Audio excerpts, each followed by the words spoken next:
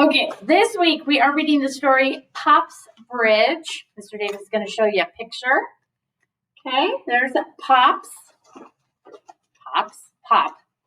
This genre is historical fiction, which means it is set in the past. When you are listening, I want you to be listening for a setting that is a real time and place in the past. And the characters will be realistic, as will the events, but there may be some made-up events and details sprinkled in as well. Our author is Eve Bunting. Illustrator is C.F. Payne. Remember, the illustrator is the person that creates all the pictures.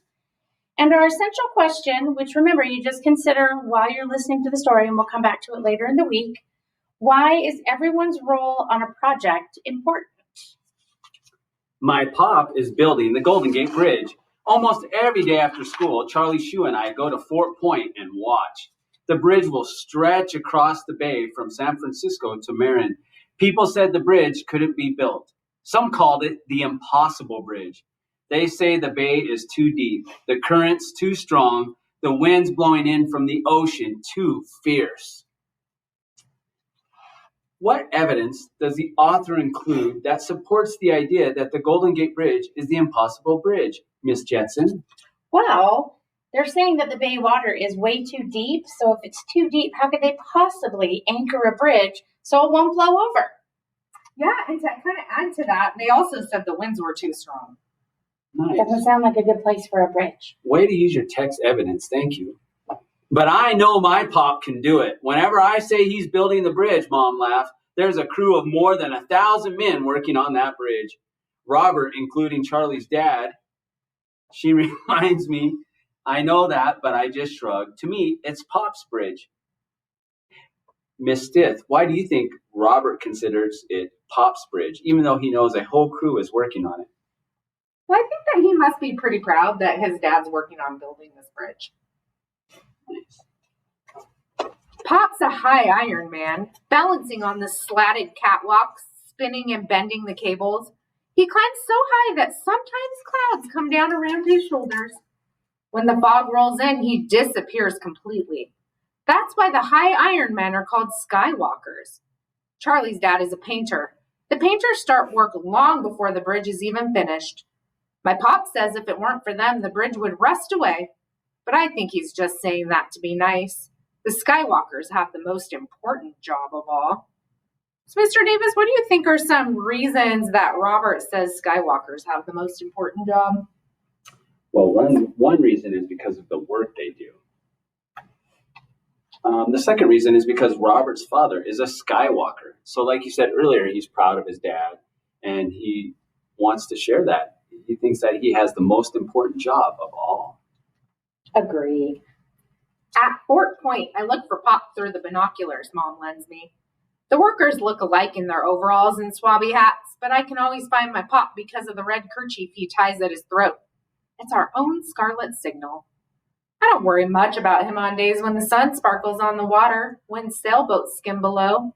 It's so beautiful I can forget that it's dangerous too. But when the wind blows through the Golden Gate, the men cling on their girders like caterpillars on a branch. On foggy days, my hands sweat on the binoculars. Where is he? When I find him, I try not to look away, as though the force of my eyes can keep him from falling. At my house, Charlie and I work on a jigsaw puzzle Mom bought us. When it's done, it will show how an artist thinks the bridge will look. Charlie and I work on the puzzle most every day. Bending over it, I feel like I'm building the real thing, along with Pop. I'm a Skywalker, too. We're almost done, Charlie says. I wonder which of us will put in the last piece. So let's see, Miss Stith, how do you think Robert feels as he's working through that puzzle? Well, he said that he kind of thinks about himself being a Skywalker, too, because he's building something like his father is. Agree? Disagree? Yes. Well, he admires his dad, and so Right. he wants to be just like He him. wants to be just like him. Yeah. I shrug, but what he says makes me think. My Pop built that bridge. He should set the last puzzle piece in place.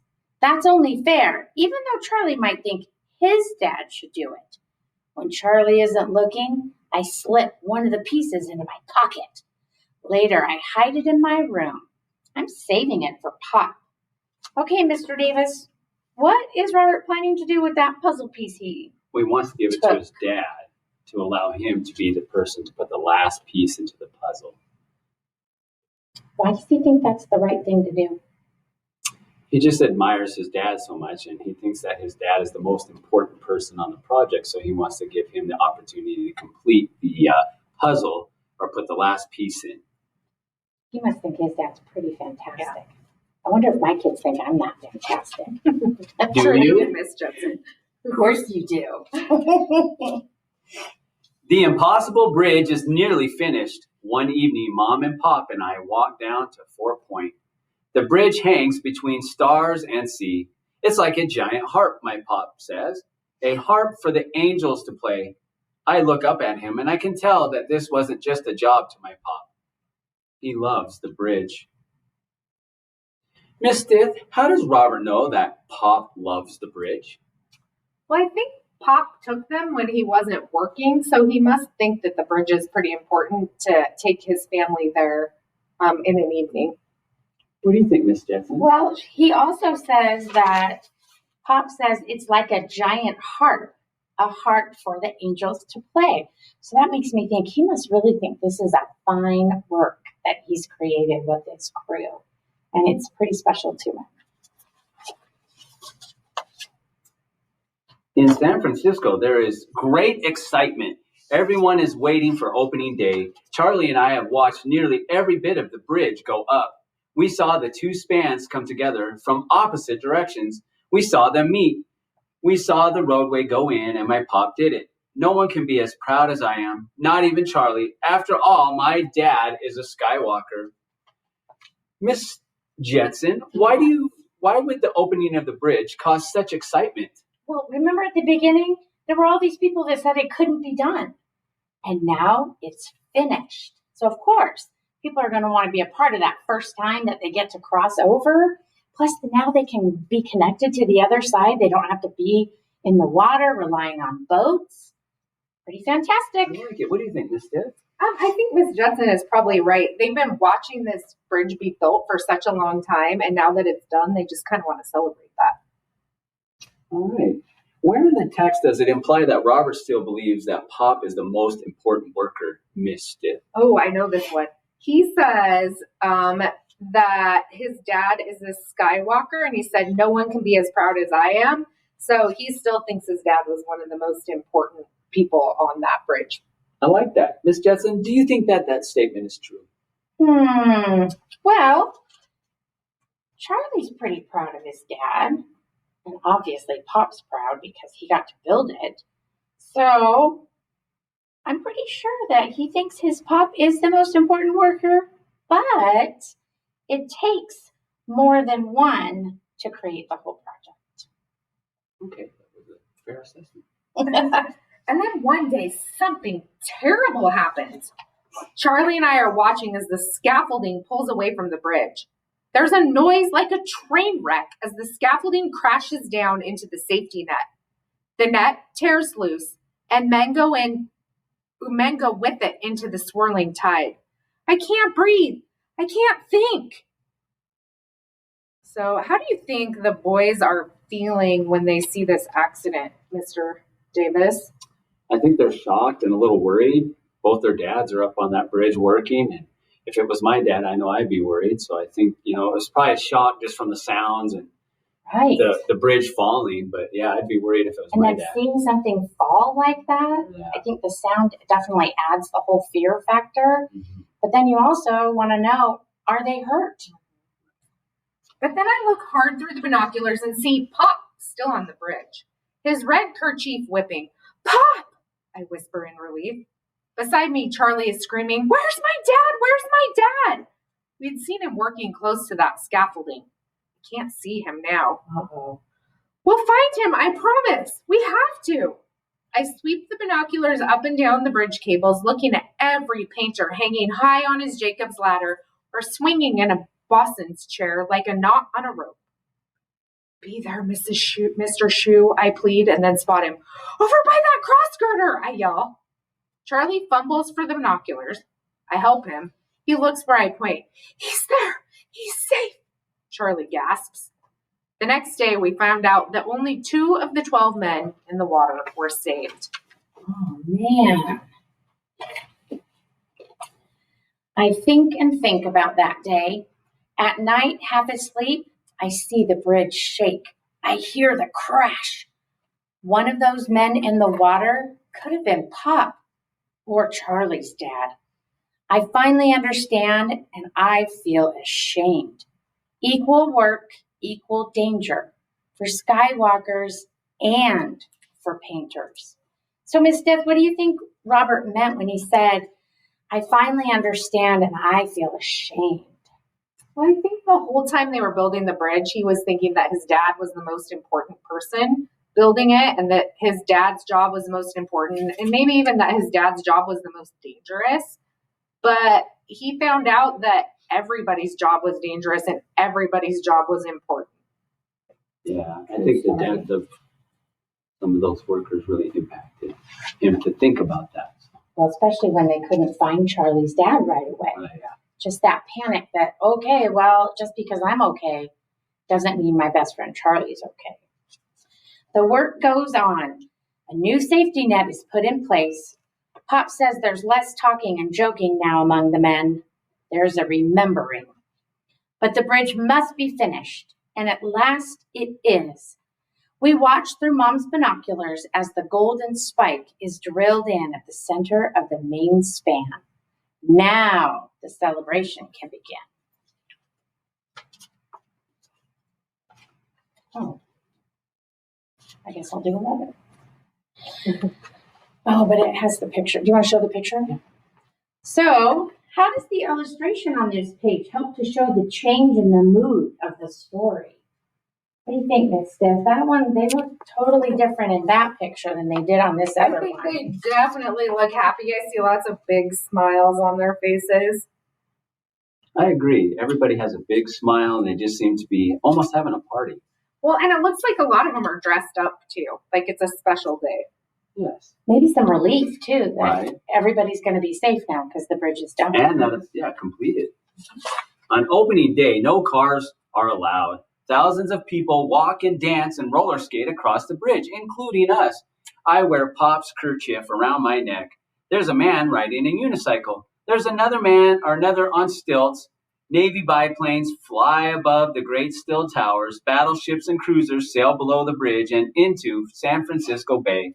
Wind strum its music through the stretch of the cables, and I think of my Pop's art. Miss Jetson, how do the people celebrate the opening of the bridge? Well, let's see. I heard roller skates and stilts and a unicycle. No cars, too. It's kind of interesting if it's a bridge, but the first day, no cars allowed. Why do you think they didn't allow cars? Well, I think that they wanted everybody to be able to get on the bridge, so everybody was walking across the bridge, and if they had cars too, it might not be as safe. True. Very valid point. That night, our family has our own party with Charlie and his dad. There's stewed chicken and a Chinese noodle dish Charlie's dad made and a snickerdoodle pie. The jigsaw puzzle sits on the coffee table with a gap in the middle. I searched and searched for that missing piece, my mother says. A good thing we didn't leave our bridge with a space like that, Mr. Shoe says. Pop chuckles. We'd be working still. It's time. I slip upstairs to get the hidden puzzle piece and find the scissors cut the piece carefully in half. I go back and put half the piece in Mr. Shoe's hand and the other half in my Pop's. Finish it, I say. It's your bridge. It belongs to both of you. So Robert initially had planned to give the whole piece to his father. Why do you think he changed his plan for the puzzle piece, Mr. Davis? Well, he realized everybody played an important part in building that bridge. And so he wanted Mr. Shoe to allow him to celebrate it with his dad at the same time. So he cut it in half so they could both put a piece in, just like building the bridge together. Exactly. My mother raises her eyebrow and Charlie says, "Hey, where?" But I just watch as the two pieces fit in so perfectly, so smoothly. Team effort, says my pop. So last question we have, what do Robert's mother's raised eyebrows and Charlie's question show? Eyebrows up. Hey, where? What is the author telling us about that moment in the story? I think that they were pretty surprised that Charlie knew where the puzzle piece was. I agree, because his mother said she was looking and looking for that puzzle piece. Right. Did not find it. Sounds about right. Right? Right? Yeah, my mom, Plus, they each got a piece of the final puzzle piece. So that was a good way to solve the problem of who would put the last piece in. We raise our glasses of sarsaparilla to celebrate the laborers and riveters, the carpenters and the painters and the skywalkers, all the men who work together to build the most beautiful bridge in the world. Why is the artist chosen to show Robert looking up at Charlie's dad, Miss Jetson? Well, you got to remember at the beginning, it was all about how important Pop was, and that Charlie's dad was maybe a little less important, but through the big crash and the sound and the fear, and then realizing everybody's important. That whole crew vocabulary is important on that job. And so now he's looking at his dad, Charlie's dad, going, "You're a pretty cool guy. You're pretty important as well."